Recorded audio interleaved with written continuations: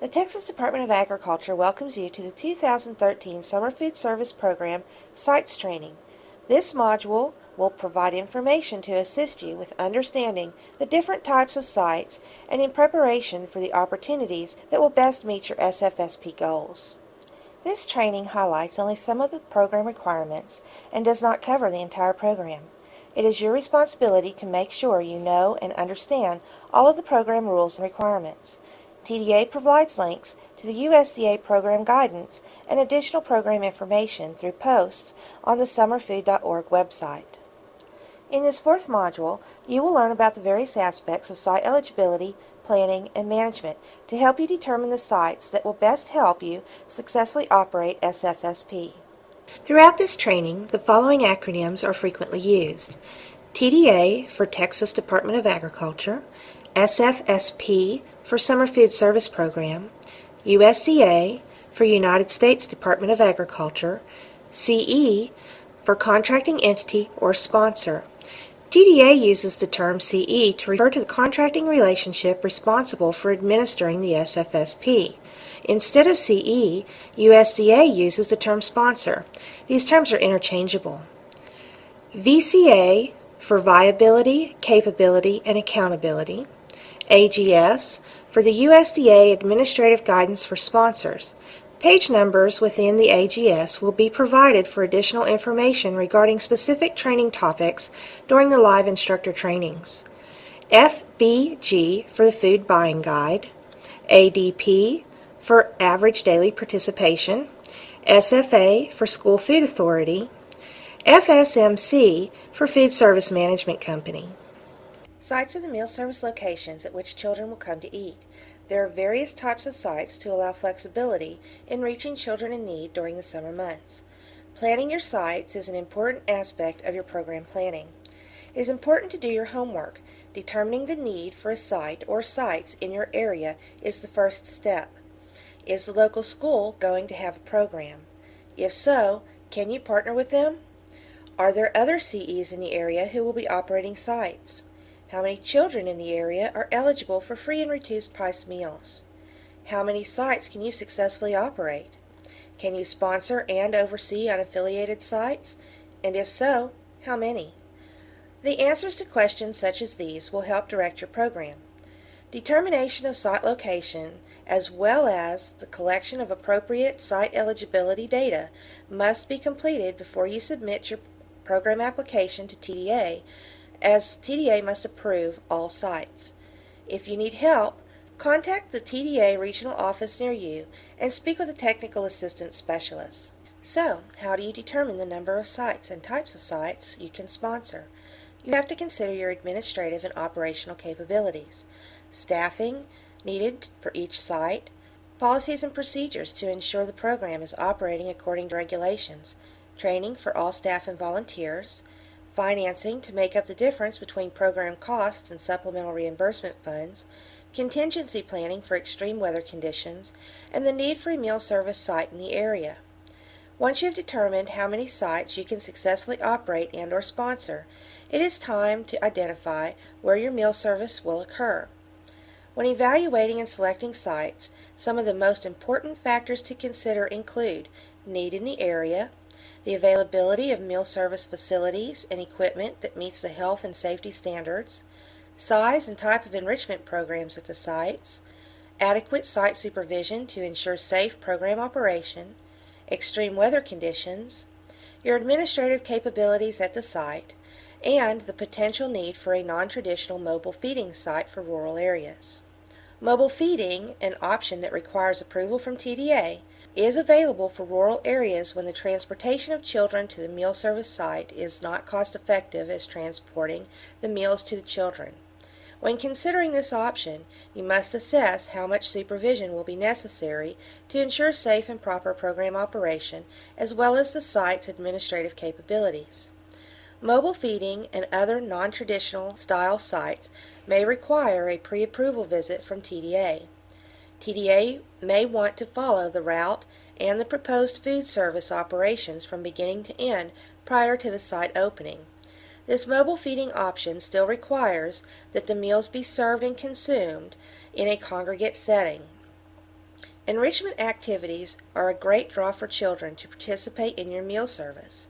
Children are more likely to participate if the site offers educational, recreational, or religious activities in addition to meals.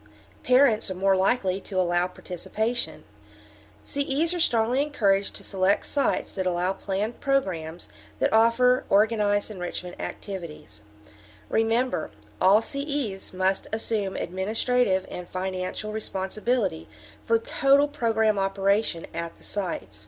You must be certain sites can offer a quality meal service, are properly equipped with the appropriate equipment for meal preparation and/or service, and meet the state and local public health standards. TDA is required to give priority for site selection to local school food authorities first, government and private nonprofit organizations that have successfully operated the program in the prior year second, new government sponsoring agencies third, and new private nonprofit organizations last. This priority list has been mandated by USDA, and TDA cannot change the priority list. Success in the program comes from an understanding of your experience and limitations. Since the program is a supplemental reimbursement program and is not intended to generate a profit, it is vital that you accurately assess your abilities to manage and financially support all sites. An organization with limited experience should limit the number of sites it operates. While you may be approved to operate up to 200 sites with 50,000 children at all sites combined, you may only be able to realistically manage no more than 2 or 10 sites. There is not a maximum on the number of children that can be served at an individual site. If you demonstrate the capability to operate more than the maximum number of sites allowed, TDA is allowed by waiver to approve more sites for experienced and capable CEs. TDA will make final determination of the number of sites a CE has demonstrated they can successfully operate. CEs may operate the program at one or more sites, which are the actual locations where children eat served meals in a supervised setting. There are 7 types of sites to operate and/or sponsor. It is important to choose the site type or types that will work best for your organization's abilities. An open site is located in an area where 50% or more of the children are eligible for free or reduced price school meals, otherwise known as the 50% rule. Meals are made available for free to all children in the area on a first-come, first-served basis. On occasion, sites that normally operate as an open site must restrict or limit the meal service site's attendance for reasons of space, security, safety, or control. For example, you would restrict or limit a meal service site's attendance when providing meals in an area near a major roadway or a known gang territory where the safety, security, and control of the site is not ideal. This type of site operates as a restricted open site. You must make sure that the public is aware that the site is open on a first-come, first-served basis to all children of the community with limited meal service. Sites identified as restricted open sites will have to justify the need for the restricted or limited attendance during the application process. Monitoring visits must be conducted before the site can be approved. Closed enrolled sites, also simply called closed or enrolled, are open only to enrolled children or an identified group of children instead of all children in an eligible area like open sites. Closed enrolled sites are usually established where an identified group of children live in a pocket of poverty, children are transported to a site in an area with less than 50% children eligible for free or reduced price school meals, or a program provides recreational, cultural, religious, or other types of organized activities for a specific group of children. Closed enrolled sites may also be closed to the community at large, serving only those children who are in the site to participate in a program or activity, such as YMCAs, churches, etc. CEs wanting to operate closed enrolled sites must provide documentation that the proposed site meets the income eligibility criteria required. Sites recognized as camps can be residential or non-residential day camps, which offer regularly scheduled food service as part of an organized program for enrolled children. Camps must offer a continuous schedule of organized cultural or recreational programs for enrolled children between meal services. Camps do not have to establish area eligibility, but must collect individual income eligibility forms. Camps are reimbursed only for those enrolled children who meet the free or reduced price eligibility standards. For-profit sites are operated as open or restricted open sites. They must be located within an area that meets the 50% rule. Meals are served to all children on a first-come, first-served basis at no charge. CEs must maintain operational control of all aspects of the meal service, providing the meals, staff and/or volunteers, advertising, etc. The site operators may not prepare the meals, and funds may not be provided, given, or otherwise paid to the site to employ staff. Only the sponsors, trained staff, and volunteers, and sponsor-trained site staff serving as volunteers are permitted to distribute the meals. In summary, a for-profit site is a site location that is donated to the CE for the purpose of SFSP meal service. Remember, absolutely no SFSP reimbursement funds can be provided to the site for any reason. Migrant sites predominantly serve children of migrant workers. These sites operate like open or restricted open sites and are reimbursed for meals served all attending children.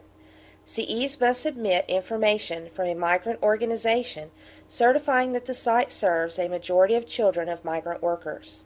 In a continuous school calendar, year-round site, all or part of the student body must have 15 or more days of vacation from October through April and regularly scheduled classes during May through August. TDA may waive the 15-plus day criteria. For this site type, the school operates regularly scheduled classes year-round. This site type may operate as open or closed enrolled sites. An unaffiliated site is a site not owned by a CE. When working with unaffiliated sites, CEs are encouraged to have a signed agreement with the unaffiliated site's highest-ranking official, such as the recreation center manager, apartment complex manager, or management company, head of the housing authority, president of the church, director of the YMCA, etc. A representative of the unaffiliated site should be on site during the meal service. CEs are encouraged to have a signed agreement with the site supervisor detailing their responsibilities as well. CEs should maintain contact with the meal service staff, ensure all staff are adequately trained, and monitor all site operations. CEs have final administrative and financial responsibility for all program operations at all sites. If you plan on running a meal service at an unaffiliated site, TDA recommends that you enter into an agreement with the highest-ranking site official, such as the director of the recreation center or apartment complex manager. The agreement should list, in specific terms, the duties of the site supervisor for the food service program, which will make it easier for the site supervisor to understand his or her duties. USDA has created a sample agreement, called the Sponsor Site Agreement, that is located in the USDA Administrative Guidance for Sponsors, Attachment 14. The agreement does not relieve you as a CE of final administrative and financial responsibility for operating the program at the site.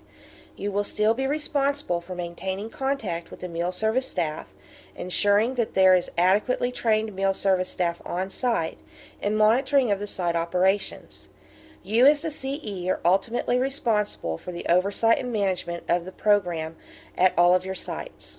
The type of site you operate determines the number and type of meals you can serve. The available meal types include breakfast, lunch, snack, and supper. Not all meal types are allowed at all sites. Open, restricted open, closed enrolled, for-profit sites can serve up to 2 meals per day. Meal combinations include breakfast only, lunch and snack, breakfast and lunch, breakfast and supper, snack only, supper only, breakfast and snack, supper and snack, or 2 snacks. TDA must approve the meal types you intend to serve prior to starting the program.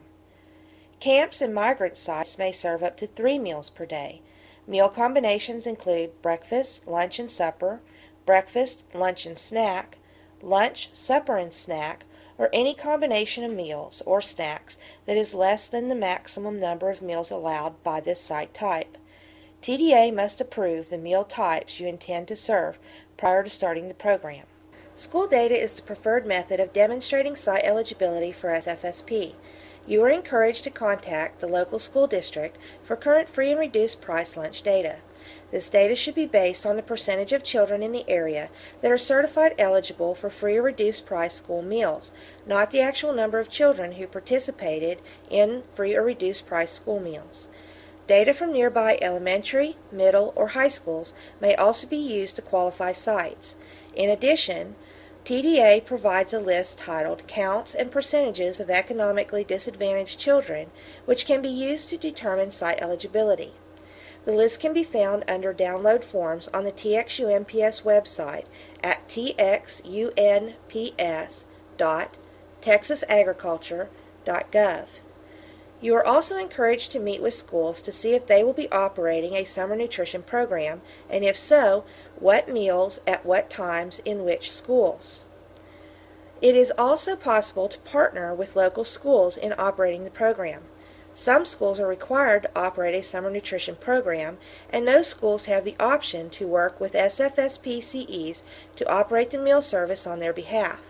If a school chooses to operate the program themselves, they can partner with CEs to provide a meal service after they fulfill their mandated program operations. CEs may also document the area eligibility of their proposed open or restricted open sites on the basis of census data.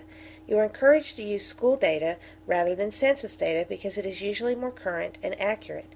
Census data is useful only if the potential site is located where large schools' attendance area obscures local pockets of poverty, or where portions of the school's attendance area may be program eligible, or where children are bused into the attendance zone and the school is unable to exclude the children from other areas. In these cases, census block group data may assist CEs to more accurately document the area eligibility of their proposed sites. Before an application can be approved, CEs must visit all new sites and any sites that had operating problems last year. The purpose of these visits is to verify that the sites can provide the meal service for the number of children expected to attend and have the ability to run the planned meal service. As the CE, it is your responsibility to conduct all of the required visits, complete a pre-operational visit worksheet for each site, and to officially certify that the visits have occurred when applying to the program. The pre-operational visit worksheet can be found on the summerfood.org website under the Summer Feeding Administration and Forms tab in the column to the left of the web page. Sites must have TDA approval before site operations can begin. Problem sites include, but are not limited to, those that have had employee turnover or operational problems in the previous year. Additional pre-operational requirements include notifying the local health department in writing of all planned site locations, providing TDA with a copy of each site notification letter submitted to the health department, and arranging for the prompt and regular removal of trash at the sites. The notification letters must include the name of the site, the street address of the site, the meal or meals being served, the time of the meal service operation, and the beginning and end dates and days of meal service operation. The letter should be sent through certified mail, not through email. Go to summerfood.org for additional resources that include program policies and clarifications, the USDA publications 2013 Administrative Guide for Sponsors, and the 2013 Nutrition Guidance for Sponsors, and training opportunities and administrative information and forms. The USDA website at fns.usda.gov/cnd/summer has other resources, including the helpful USDA Outreach Toolkit. As a reminder, Although the USDA considers organizations that participate in the program as sponsors, TDA refers to them as contracting entities or CEs to reflect the contracting relationship necessary to operate the program. TDA can be reached for assistance and support through various avenues. For applications and contract changes, call 1-877-TEX-MEAL or 1-877-839-6325 or email sfsp.bops@texasagriculture.gov to be directed to the appropriate contact. For other program-related issues or concerns, you may contact your regional office at one of the numbers listed. For training-related questions, please call 512-475-0586. Crystal Lloyd is the SFSP program contact.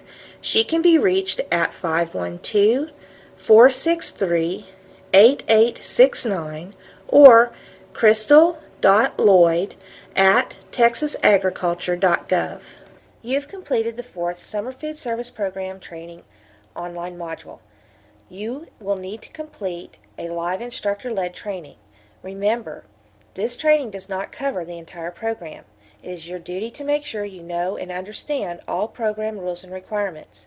To help you, USDA has created program guidance. TDA provides links to the USDA guidance and additional program information through posts on the summerfood.org website. The Texas Department of Agriculture's Food and Nutrition is funded by the U.S. Department of Agriculture Food and Nutrition Services. In accordance with federal law and the United States Department of Agriculture policy, this institution is prohibited from discriminating on the basis of race, color, national origin, sex, age, or disability. To file a complaint of discrimination, write USDA, Director, Office of Adjudication, 1400 Independence Avenue, Southwest, Washington, D.C., 20250-9410, or call toll-free 866-632-9992. Individuals who are hearing impaired or have speech disabilities may contact USDA through the Federal Relay Service at 800-877-8339 or 800-845-6133.